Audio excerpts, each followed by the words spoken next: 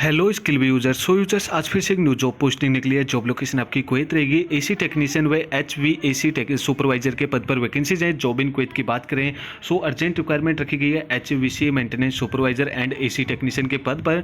A well reputed HVAC company required HVAC maintenance supervisor and AC maintenance with goods knowledge. यहाँ पर HVAC company की तरफ से HVAC maintenance supervisor and AC technician के पद पर वैकेंसीज हैं। साथ ही में कैंडिडेट को अच्छी खासी नॉलेज होनी चाहिए, साथ ही में एक्सपीरियंस होना चाहिए प्रोफेशनल कैंडिडेट के पास में। इंटरेस्टेड कैंडिडेट कॉल और अप्लाई बटन पर क्लिक करके आवेदन कर सकते हैं, साथ ही में अपना CV सबमिट कर सकते हैं।